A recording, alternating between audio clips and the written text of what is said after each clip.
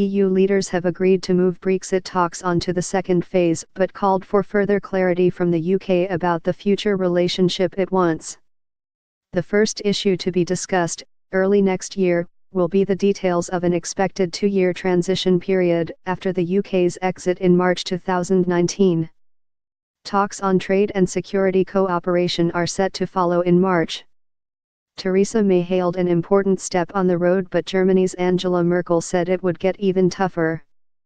Donald Tusk, the president of the European Council, broke the news that the 27 EU leaders were happy to move on to Phase 2 after they met in Brussels. He congratulated Mrs. May on reaching this stage and said the EU would begin internal preparations for the next phase right now, as well as exploratory contacts with the UK to get more clarity on their vision. While securing a deal in time for the UK's exit in March 2019 was realistic, he suggested that the next phase would be more challenging and more demanding. EU leaders agree to move on to the second phase of Brexit talks. Congratulations PM at Theresa_May. End of Twitter post by @UK President. Thank you to Presidents at Juncker EU and at Donald Tusk. Today is an important step on the road to delivering a smooth and orderly Brexit and forging our deep and special future partnership. https://tco/sasha17n. End of Twitter post by @Theresa_May. Mrs. May said the two sides would begin discussions on future relations straight away and hoped for rapid progress on a transitional phase to give certainty to business.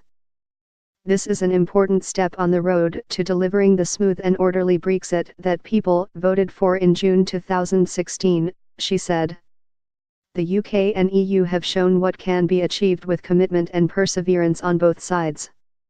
Labour's international trade spokesman, Barry Gardner, welcomed the move forward, but said it would be a real problem for business if the EU didn't start talking trade for a further 3 months. He also said his party would not put a time limit on a post-Brexit transition phase, as the expected 2-year period would be extremely tight.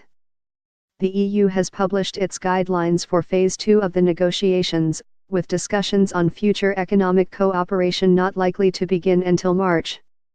The 3-page document says the UK will remain under the jurisdiction of the European Court of Justice and be required to permit freedom of movement during any transition period.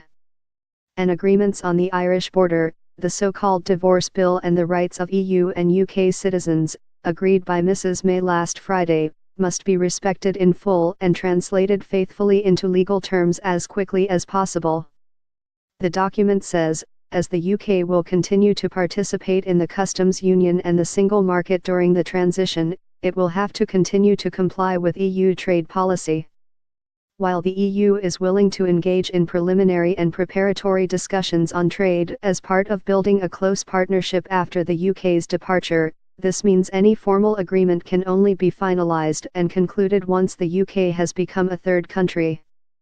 By the BBC's political editor Laura Kunsberg.